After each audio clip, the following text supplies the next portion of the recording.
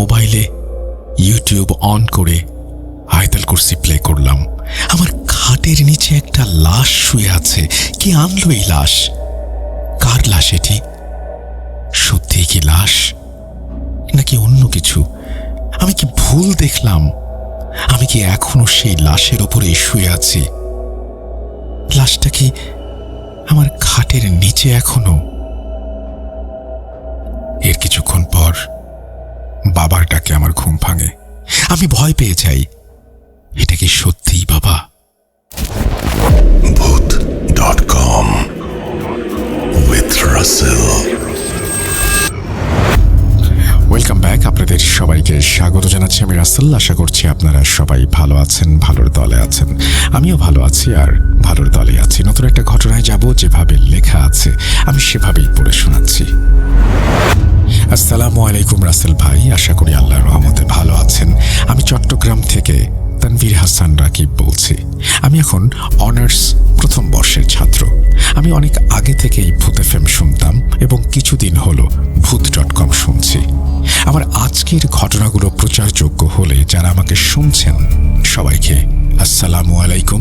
প্রথমে ভেবেছিলাম আমার ঘটনাগুলো ভয়েস রেকর্ড করে পাঠাবো, কিন্তু আমার উচ্চারণজনিত সমস্যার কারণে সিদ্ধান্ত নেই আপনাকে ঘটনাগুলো লিখে পাঠাবো ইমেইলের মাধ্যমে। আমি আমার ঘটনাগুলো খাতায় লিখে ঘটনা আকারে সাজাই, এরপর আমি টাইপ করে লিখছি। জানি না কেমন হবে, ভুল ত্রুটির জন্য আগে থেকেই ক্ষমা চেয়ে নিচ্ছি। শুরুতে বলে রাখা ভালো, আজকে আমার বলা ঘটনাগুলো আমার বাসাকে কেন্দ্র করে, আমার নিজের সাথে ঘটা ঘটনা। আজকে আমি 4টি ঘটনা শেয়ার করব। অনুরোধ করছি মন দিয়ে শুনবেন। কথা না বাড়িয়ে ঘটনা শুরু করছি।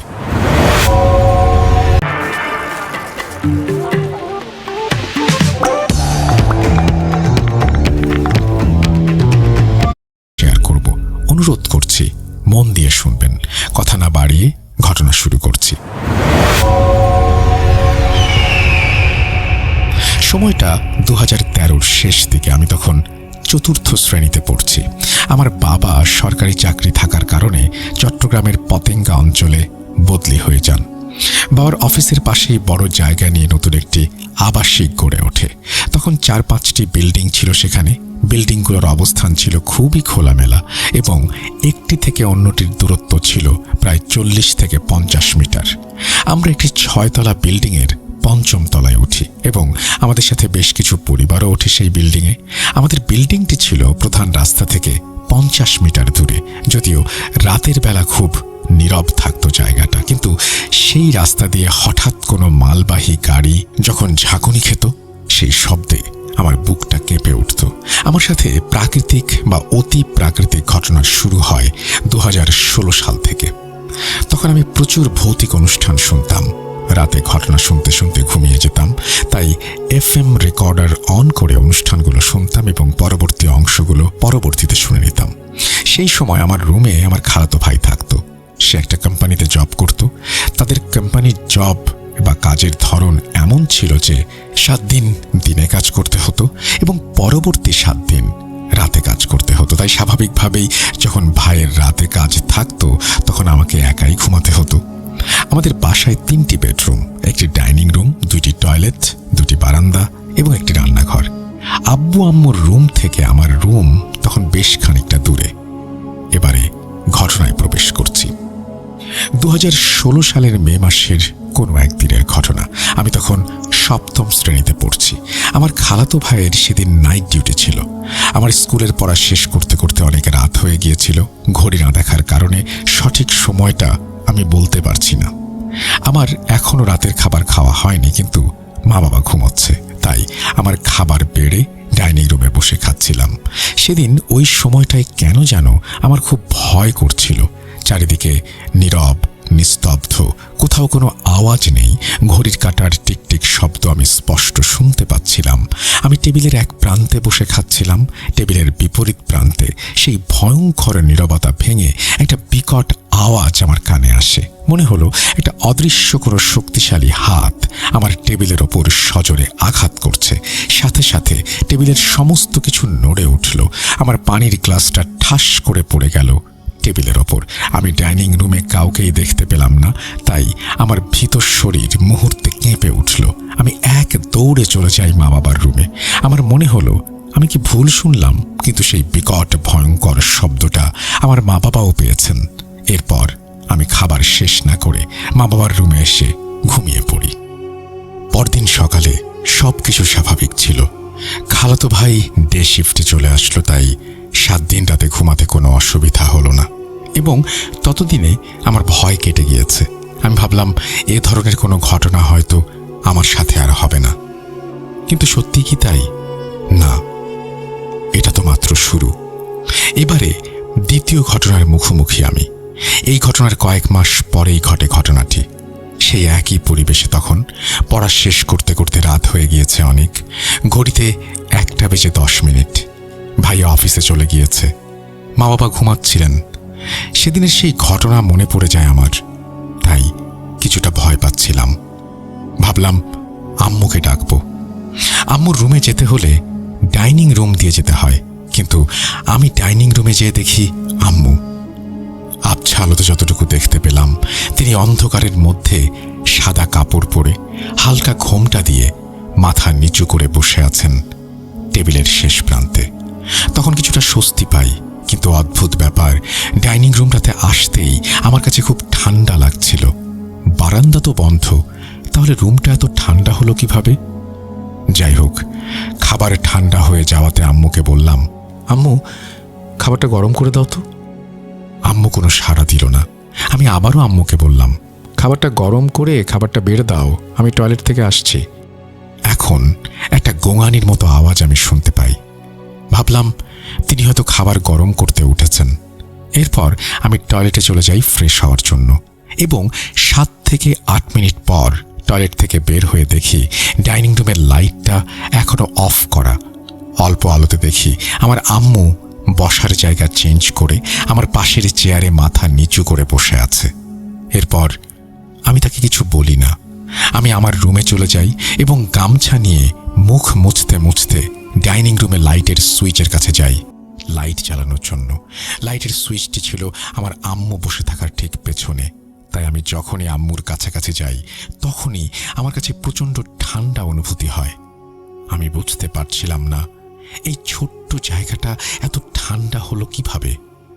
তখন আমার গামছাটি আমার মুখে, তখন আমার ঠিক পেছনেই আমার আম্মু বসেছিল। আমি লাইট জ্বালাই। পরক্ষণে আমি পেছনে ফিরে দেখি ডাইনিং রুমে কারো কোনো অস্তিত্ব নেই। আম্মু তো বসেছিল এখানে, এত তাড়াতাড়ি কোথায় যাবে সে? আমি ভাবলাম হয়তো ঘুমোতে চলে গেছে, কিন্তু এতটা নিঃশব্দে কিভাবে যেতে পারে? হয়তো রান্নাঘরে চলে গেছে, কিন্তু রান্নাঘরে যেয়ে দেখি কেউ নেই। এরপর আব্বু আম্মুর রুমে যেয়ে দেখি দরজা লাগানো, কিন্তু এত তাড়াতাড়ি আম্মু দরজা লাগিয়ে ফেলল, কোনো শব্দই পেলাম না। হতে পারে আমি শুনতে পাইনি কোনো কারণে। আমি তখন পর্যন্ত ভয় পাচ্ছিলাম না। রুমটা এত ঠান্ডা হওয়ার বিষয়টা যদিও বুঝতে পারছিলাম না, তারপরও সব স্বাভাবিক লাগছিল আমার কাছে। এরপর আমি চেয়ারে বসি খাবার খাওয়ার জন্য এবং খাবারে হাত দেই। খাবারটি ছিল প্রচণ্ড রকমের ঠান্ডা। মনে হলো মাত্র ডিপ ফ্রিজ থেকে খাবারটি বের করে আমাকে দেয়া হয়েছে। আম্মু তো জানতো আমি এখনো রাতের খাবার খাইনি, তাহলে তিনি খাবার ফ্রিজে রাখলেন কেন? আমার তখন খুব রাগ হচ্ছিল আম্মুর ওপর। তারপর কোনো মতে অল্প কিছু খেয়ে শুয়ে পড়ি। পরদিন সকালে আম্মুকে কিছুটা বিরক্তির সুরেই বললাম, তোমাকে রাতে বললাম খাবার গরম করে দিতে, তা না করে তুমি ফ্রিজ থেকে খাবার বের করে দিয়েছ কেন? কিছুটা অবাক হয়ে আম্মু বলে, কি বলিস? কখন বলেছিস আমাকে? তখন আমি আম্মুকে রাতের ঘটনা বলি। এরপর আম্মুর উত্তর শুনে আমি হতভম্ব হয়ে যাই। আম্মু বলল, আমি তো কাল রাতে ঘুম থেকেই উঠিনি। ডাইনিং রুমে বসে থাকা তো দূরের কথা, আর আমি খাবার ফ্রিজেও রাখিনি, খাবার ঢাকা ছিল টেবিলে। আমি আম্মুর কথা বিশ্বাস করতে পারছিলাম না, তাই আবারও বললাম, মনে করে দেখো রাতে সাদা জামা পরে তুমি চেয়ারে বসেছিলে। আম্মু বলল, পাগল হয়েছিস? আমার তো কোনো সাদা কাপড় নেই। আম্মুর কথা শুনে আমার ভয় দ্বিগুণ হলো। পরক্ষণে আম্মু জিজ্ঞেস করলো, কিরে রাতে ভয় পেয়েছিস? আমি আমতা আমতা করে বললাম, আরে না, এমনি। মা বিষয়টা বুঝতে পারে এবং আব্বুকে বলে। আব্বু মসজিদ থেকে হুজুরকে ডেকে আনে আমাদের ঘরে। হুজুর আমাদের প্রত্যেক রুমের 4 দেয়ালে 4টি করে পেরেক লাগিয়ে দেয় এবং এভাবেই আমাদের ঘর বন্ধ করে দেয়। যেহেতু তখন আমার বোন আমার আম্মুর পেটে ছিল, তাই কোনো ধরনের রিস্ক নিতে চায়নি তারা। কিন্তু এখানে আমার অনেকগুলো প্রশ্ন। সেদিন রাতে যদি আম্মুর টেবিলে বসে না থাকে, আমি তাহলে কাকে বসে থাকতে দেখেছিলাম যে কিনা আম্মুর মতো? কেন দেখা দিয়েছিল সে আমাকে? আমার খাবার এত ঠান্ডাই বা হলো কিভাবে, বলতে পারবেন? এরপর অনেক দিন কেটে গেল। আমার বোনের বয়স 5 বছর। আমার খালাতো ভাই তখন বিয়ে করে অন্যত্র চলে গিয়েছে, সুতরাং আমাকে তখন একাই ঘুমাতে হতো। 2021 সালের শেষের দিকে আমাদের বাসার রং করার কাজ হচ্ছিল। হুজুর পেরেকগুলো লাগিয়েছিলেন স্কচ টেপ দিয়ে, দেয়ালে আটকানো ছিল। তো তখন পেরেকগুলো দেয়াল থেকে খুলে ফেলা হলো যাতে সুবিধা হয়। পরবর্তীতে পেরেকগুলো ফেলে দেয়া হয়। এরপর থেকে ছোট ছোট ঘটনা ঘটতে থাকে, যেমন কল থেকে একা একা পানি পড়া।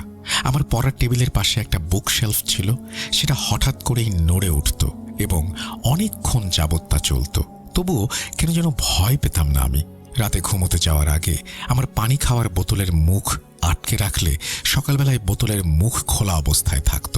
আমার রুমে জানালার বা পাশে আমার পড়ার টেবিলে পড়ার সময় মনে হতো 2টি চোখ যেন জানালা দিয়ে আমার দিকে ফ্যাল ফ্যাল করে তাকিয়ে আছে। এই ঘটনাগুলো আমার সাথে এখনো ঘটে। এর পরের ঘটনা 2022-এর জানুয়ারি মাসে। সময়টা ছিল মাগরিবের আজানের পর। বাবা নামাজে চলে গিয়েছেন এবং মা বোনকে নিয়ে হাঁটতে বের হয়েছিলেন। তখন প্রায় অনেকটা অন্ধকার হয়ে গিয়েছিল। আমি সন্ধ্যার খাবার খেয়ে প্লেট ধোয়ার জন্য রান্নাঘরের বেসিনের কাছে যাই এবং প্লেট ধুতে থাকি। আবছা আলো ছিল, তাই লাইটটা অন করিনি। বোঝার সুবিধার্থে একটা কথা বলে রাখা ভালো। আমরা জানি মানুষ তার চোখের সাহায্যে মাথা না ঘুরিয়ে তার চারপাশে 210 ডিগ্রি পর্যন্ত দেখতে পায়। আমাদের চোখের ফোকাস কোনো একটি নির্দিষ্ট বিন্দুতে থাকলে সেই বিন্দুর চারিদিকে দৃশ্যগুলো স্পষ্ট না হলেও আমরা অনুমান করতে পারি সেখানে কি আছে। যেমন আপনি যদি সোজা সামনের দিকে তাকিয়ে থাকেন, তখন আপনার ডান বা বাম পাশে কোনো মানুষ দাঁড়িয়ে থাকলে যেমনটা দেখা যাবে, ঠিক তেমনি আমার ফোকাস যখন প্লেটের ওপর ছিল, আমি লক্ষ্য করি আমার কোমরের পাশে কিছু একটা রয়েছে। আমি মাথা না ঘুরিয়ে বোঝার চেষ্টা করলাম এটা আসলে কি হতে পারে। পরক্ষণে আমি স্পষ্ট বুঝতে পারলাম আমার কোমরের কাছে একটা বাচ্চার মাথা, যে আমার দিকে করুণ দৃষ্টিতে তাকিয়ে আছে বলে মনে হলো। আমার কাছে কিছু একটা চাইছে সে। এমন একটা ভঙ্গিতে দাঁড়িয়েছিল যে আমার কাছ থেকে খাবার চাইছে। আমার চোখ তখন প্লেটের ওপরে ছিল। আমি বুঝতে পারছিলাম তার দিকে সরাসরি তাকালে হয়তো ভয় পেতে পারি, তাই আস্তে আস্তে মাথা সোজা রেখে পেছনের দিকে হাঁটছি। তখন রান্নাঘরের দরজার কাছে আসতেই প্লেটটি সেই বাচ্চার দিকে ছুঁড়ে দিয়ে ঘরের বাইরে সিঁড়ির উপরে গিয়ে বসি। এরপর আম্মু আসে, তখন একসাথে ঘরের ভেতরে ঢুকি। এই ঘটনা আমি তখন আম্মুকে শেয়ার করিনি, যেহেতু আমি সরাসরি কিছু দেখিনি, তাই ভাবলাম ভুল হতে পারে আমার। পরবর্তীতে আম্মুর সাথে রান্নাঘরে যাই এবং দেখি প্লেটটা মেঝেতে পড়ে আছে এবং সেখানে কেউ নেই। এটা আমার চোখের ভুল কিনা ব্যাপারটা বোঝার জন্য আমি আবারও একই জায়গায় যেয়ে দাঁড়াই বেসিনের সামনে। এরপর আমি দেখার এবং বোঝার চেষ্টা করি সেরকম কোনো দৃশ্য আমি আবারও দেখতে পাই কিনা। কিন্তু সেখানে আমার কোমরের পাশে বাচ্চার মাথা জাতীয় কিছু দেখতে বা বুঝতে পারছিলাম না। কিন্তু কিছুক্ষণ আগে তো আমি স্পষ্ট বুঝতে পারছিলাম বাচ্চাটা আমার দিকে তাকিয়েছিল এবং মনে হচ্ছিল কিছু একটা চাইছে আমার কাছ থেকে। পুরো বাসাটা আমি তন্ন তন্ন করে খুঁজে দেখলাম, কোথাও পেলাম না বাচ্চাটাকে। তবে কোথায় গেল সেই বাচ্চাটা? আমার বলা শেষ ঘটনা শুরু করছি। এই ঘটনাটি মারাত্মক রকমের ভয়ঙ্কর ছিল আমার জন্য। আমার খুব একটা বেশি নামাজ পড়া হতো না। তখন আব্বু ফজরের প্রত্যেক ওয়াক্তে আমাকে নামাজের জন্য ডেকে দিত। বাবার একটা অভ্যাস ছিল, বিশেষ করে ফজরের সময় আমাকে ততক্ষণ পর্যন্ত বাবা ডেকে যেত যতক্ষণ না আমি বাবার ডাকে সাড়া দেই। এখনও তার ব্যতিক্রম নেই। সময়টা 2022 সালের মাঝামাঝি। তখন আমার সামনে এইচএসসির টেস্ট পরীক্ষা, তাই টুকটাক নামাজ পড়া শুরু করেছি। রোজারিদের প্রায় 1 মাস পর কোনো একদিন আমি খুব স্বাভাবিকভাবে রাতে পড়াশোনা করে ঘুমিয়ে যাই। এরপর ঘুমের মধ্যে বাবার ডাক শুনতে পাই। বাবা আমাকে ডাকছেন নামাজের জন্য। আমি তখন চোখ খুলে ফেলি, কিন্তু অলসতার কারণে তখন বাবার ডাকে সাড়া দিলাম না। ভাবলাম বাবা তো আবার আমাকে ডেকে দেবেন, তখন না হয় ডাকে সাড়া দেব। তাই তার দ্বিতীয় ডাকের জন্য অপেক্ষা করতে থাকলাম, কিন্তু আশ্চর্যের বিষয় বাবা আমাকে আর ডাকলেন না। সবকিছু নীরব, নিস্তব্ধ। এরপর আমি বিছানা থেকে মেঝেতে পা রাখি, তখনই হঠাৎ একটা তীব্র আতরের গন্ধ আমার নাকে আমি অনুভব করি। কোথা থেকে আসলো এই আতরের তীব্র গন্ধ? এটা কি বাবা দিয়েছে? নিজেকে প্রশ্ন করলাম। পরবর্তীতে উত্তর দিলাম, এই গন্ধের আতর বাবা তো কখনো ব্যবহার করতো না। যে আতর বাবা রমজান মাসে এনেছিল তা তো কিছুদিন আগেই শেষ হয়ে গিয়েছে। এরপর আমি আর কিছু না ভেবে অজু করতে যাই। বিছানা থেকে যত দূরে যাচ্ছি আতরের তীব্র গন্ধটা আস্তে আস্তে কমে যাচ্ছিল। এরপর অজু করে যেই আবার রুমে ঢুকেছি, গন্ধটা আবারও তীব্রভাবে পেতে শুরু করি। আমি আর পাত্তা দিলাম না এই ব্যাপারে। হতে পারে বাবা নতুন আতর দিয়েছেন। ফজরের 2 রাকাত সুন্নত নামাজ পড়ার জন্য জায়নামাজটা মেঝেতে পাতি। আমার খাটের ডান দিকে জায়নামাজ বিছাই। আমার খাটটি ছিল নিচে ফাঁকা, অর্থাৎ খাটের নিচে কোনো জিনিস রাখা যেত এমন ধরনের খাট, এবং সহজেই তা বের করা যায়। তখন আমার খাটের নিচে কোনো জিনিসপত্রই ছিল না। আমি জায়নামাজে দাঁড়াই, প্রথম রাকাতের সূরা পাঠ করি এবং রুকু করে সিজদা দেই। সিজদায় তসবিহ পাঠ করার সময় আমি সেই তীব্র আতরের গন্ধটা আরও তীব্রভাবে পাচ্ছিলাম। আমার মনে হলো কাছাকাছি কোথাও কেউ আতরের ডিব্বা থেকে আতর মেঝেতে ঢেলে দিয়েছে। এরপর আমি সিজদা থেকে উঠি এবং দ্বিতীয় সিজদা দেই। ঠিক তখনই একটা অস্বাভাবিক জিনিস আমি খেয়াল করি। বোঝার সুবিধার্থে বলছি, আমরা জানি সিজদা দিলে আমাদের ডান বা বাম পাশ দিয়ে কোনো মানুষ বা কোনো বস্তু থাকলে আমরা বুঝতে পারি আমাদের পাশে কেউ একজন আছে। ঠিক তেমনি সিজদার সময় আমি আমার বাম পাশে অর্থাৎ খাটের নিচে কিছু একটার চলাচল বা মুভমেন্ট লক্ষ্য করি। তখন আমার রুমে ডিম লাইট অন করা ছিল, তাই আবছা আলোতে যতটুকু দেখা যাচ্ছে তা হলো সাদা বস্তু জাতীয় কিছু একটা হবে।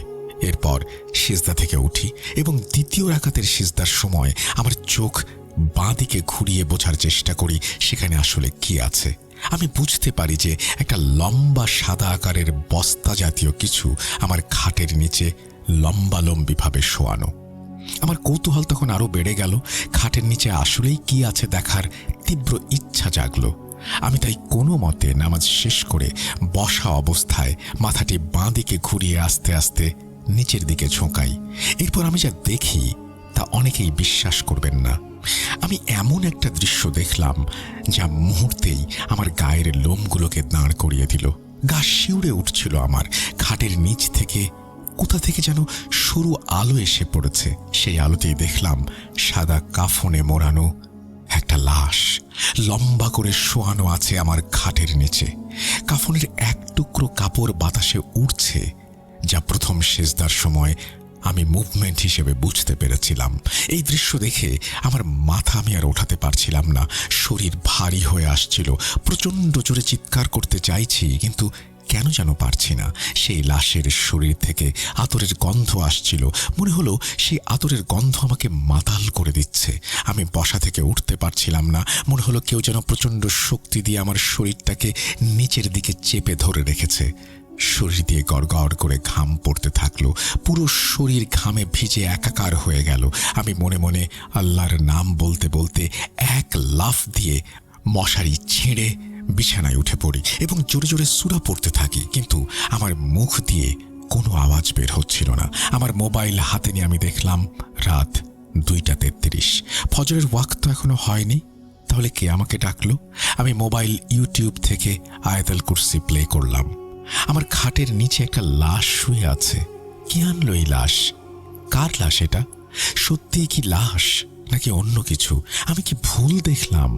আমি কি এখনো সেই লাশের ওপরেই শুয়ে আছি? লাশটা কি আমার খাটের নিচে আছে এখনো? ভাবতে ভাবতে কখন যে ঘুমিয়ে পড়েছি বুঝতে পারিনি। এর কিছুক্ষণ পর বাবার ডাকে আমার ঘুম ভাঙে। আমি আবারও ভয় পেয়ে যাই যে এখন আমাকে ডাকছে সে কি সত্যিই বাবা? আমি সাড়া দিলাম না। পরবর্তীতে বাবা আবারও আমাকে ডাকে এবং আমি সেই আতরের গন্ধটা আর পাচ্ছিলাম না। এরপর বাবা আমার রুমে প্রবেশ করে এবং পুনরায় আমাকে ডাকে। আমি বুঝতে পারি তিনি আমার বাবা। তখন আমি তার ডাকে সাড়া দেই। এরপর বাবাকে বলি, তুমি যাও, আমার ভালো লাগছে না। বাবা চলে গেল।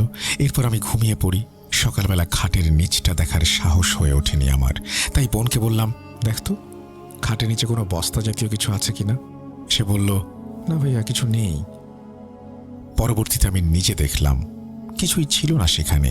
এ ঘটনা আমি কাউকে জানাইনি এবং এই প্রথম আমি কোথাও এটা শেয়ার করছি। এখানে অনেকগুলো প্রশ্ন। ফজর হওয়ার আগে কে আমাকে বাবার কণ্ঠে ডেকেছিল, যেটা আমি স্পষ্ট শুনতে পেয়েছিলাম? আতরের গন্ধটা কেন পাচ্ছিলাম? আর সেই সাদা কাপড়ে মোড়ানো লাশ আমার খাটের নিচে কিভাবে এলো?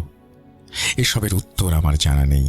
আমি সবাইকে বলতে চাই, রাতে ঘুমাতে যাবার আগে নিজের খাটের নিচে ও আশেপাশে একটু দেখে নেবেন। হয়তো হতে পারে আমার মতো আপনিও দেখলেন একটা সাদা কাপড়ে মোড়ানো লাশ। হতে পারে আপনার খাটের ঠিক নিচেই সেই লাশটা রয়েছে এবং আপনি এখন সেই লাশের উপরে শুয়ে আমাকে শুনছেন। একবার চেক করে দেখুন, আছে নাকি ভয়ঙ্কর লাশটা যেমনটা আমি দেখেছি। আজ এতটুকুতেই থামতে হচ্ছে। আমার আরও ঘটনা আছে এবং এই ঘটনাগুলো শুধুমাত্র আমার সাথেই ঘটেছে, আমার পরিবারের কারো সাথে ঘটেনি। সম্ভাব্য কারণ আমি খুঁজে পেয়েছি, তা আমি পরবর্তী ঘটনার সাথে আপনাকে পাঠাবো। ততদিন পর্যন্ত রাসেল ভাই ভালো থাকবেন, সুস্থ থাকবেন এবং বিশেষ করে রাতে সাবধানে থাকবেন। আসসালামু আলাইকুম।